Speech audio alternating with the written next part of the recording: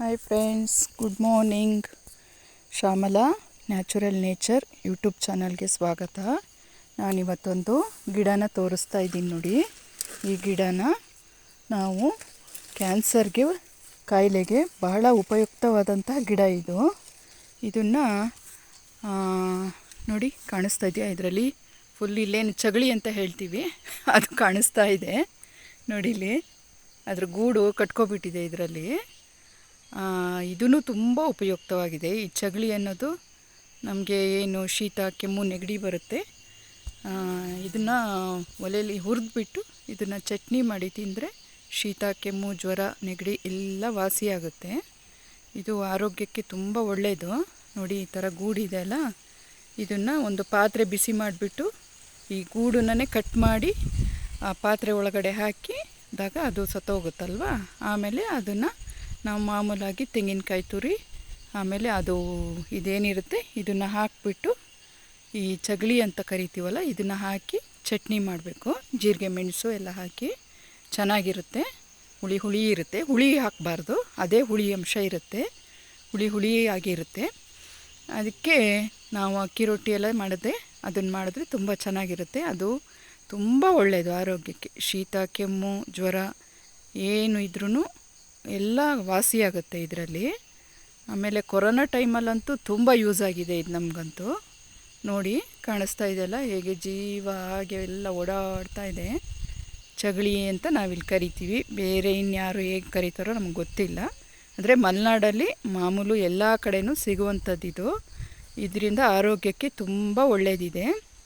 ಆಮೇಲೆ ಚಿಕ್ಕ ಮಕ್ಕಳಿಗೆ ಶೀತ ಆದಾಗ ಇದನ್ನು ಹಾಗೆ ಒಂದು ಚಗಳಿನ ತೆಗೆದ್ಬಿಟ್ಟು ಅದನ್ನ ಈ ಬೆಳ್ಳುಳ್ಳಿ ಅಂತ ಬರುತ್ತಲ್ಲ ಅದ್ರ ಜೊತೆ ಹಾಕಿ ಗುದ್ದಿ ಅದರ ರಸ ತೆಗೆದು ಕುಡಿಸ್ತಾರೆ.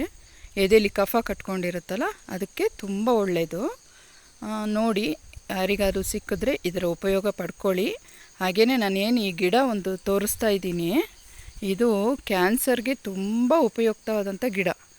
ಇದನ್ನು ಲಕ್ಷ್ಮಣ ಫಲ ಗಿಡ ಅಂತ ಕರೀತಾರೆ. ಇದರಲ್ಲಿ ಹಣ್ಣು ಬಿಡುತ್ತೆ. ಇದೇನು ರಾಮಫಲ, ಸೀತಾಫಲ, ಲಕ್ಷ್ಮಣ ಫಲ ಅಂತ ಕರೀತಾರೆ. ಸಾರಿ, ಇದನ್ನು ರಾಮಫಲ ಅಂತ ಕರೀತಾರೆ. ಲಕ್ಷ್ಮಣ ಫಲ ಇನ್ನೊಂದು ಸಿಗುತ್ತೆ, ಸೀತಾಫಲ ಅಂತ ಸಿಗುತ್ತೆ, ಇದು ರಾಮಫಲ ಅಂಥೇಳಿ. ನೋಡಿ, ಇದು ಕ್ಯಾನ್ಸರ್ಗೆ ತುಂಬ ಉಪಯುಕ್ತವಾಗಿದೆ ಈ ಗಿಡ. ಇದರಲ್ಲಿ ಕಾಯಿ ಬಿಡುತ್ತೆ, ಒಂಥರ ಮುಳ್ಳು ಥರ ಕಾಯಿ ಬಿಡುತ್ತೆ. ಅದನ್ನು ದಿನಕ್ಕೆ ಒಂದು ಹಣ್ಣು ಕ್ಯಾನ್ಸರ್ ಇರೋಂಥವ್ರು ತಿಂದರೆ ತುಂಬ ಉಪಯೋಗವಿದೆ. ಹಾಗೆಯೇ ನಾವು ಮಾಮೂಲಿ ಇರೋರು ತಿಂದ್ರೂ ಕ್ಯಾನ್ಸರ್ ನಮ್ಮ ಹತ್ರನೇ ಬರಲ್ಲಂತೆ, ಅಷ್ಟು ಚೆನ್ನಾಗಿದೆ. ಇದನ್ನು ಔಷಧಿ ಗಿಡ ಅಂತಲೇ ಕರೀತಾರೆ. ಭಾರಿ ಚೆನ್ನಾಗಿದೆ. ಇದು ನಮ್ಮ ಅತ್ತಿಗೆ ಬಂದುಬಿಟ್ಟು ಹಾಸನದಿಂದ ನರ್ಸರಿಯಿಂದ ನಮಗೆ ತಂದು ಕೊಟ್ಟಿದ್ದು. ನೋಡಿ, ಇಷ್ಟು ದೊಡ್ಡ ಆಗಿದೆ ಇವಾಗ. ಇನ್ನೊಂದು ವರ್ಷದಲ್ಲಿ ಇದರಲ್ಲಿ ಕಾಯಿ ಬಿಡುತ್ತೆ. ನೋಡಿ, ಕರೆಕ್ಟಾಗಿ ನೋಡ್ಕೊಳ್ಳಿ. ಇದು ಎಲ್ಲ ನರ್ಸರಿಯಲ್ಲೂ ಸಿಗುತ್ತೆ ಈ ಗಿಡ.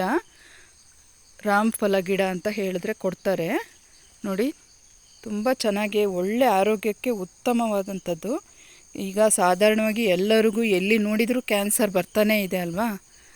ಈ ಥರದೊಂದು ಗಿಡ ಮನೇಲಿ ತಂದು ಇಟ್ಕೊಂಡು ಇದರಲ್ಲಿ ಹಣ್ಣನ್ನು ಯಾವಾಗಲೂ ನಾವು ಉಪಯೋಗ ಮಾಡ್ತಾಯಿದ್ರೆ ನಮ್ಮ ಆರೋಗ್ಯನೂ ಚೆನ್ನಾಗಿರುತ್ತೆ. ಮತ್ತು ನಮಗೂ ಒಂದು ಆರೋಗ್ಯಕ್ಕೆ ಬೆನಿಫಿಟ್ ಸಿಗೋಂಥ ಹಣ್ಣುಗಳನ್ನು ನಾವು ಯಾವಾಗಲೂ ಬೆಳೆಸ್ಕೋಬೇಕು ಮನೆ ಹತ್ರ ಅಲ್ವಾ.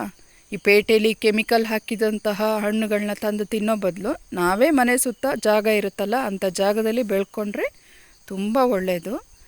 ಅದರಲ್ಲೂ ಈ ಥರ ಗಿಡಗಳಂತೂ ನಾವು ಬೆಳಿಲೇಬೇಕು ಮನೆ ಹತ್ರ.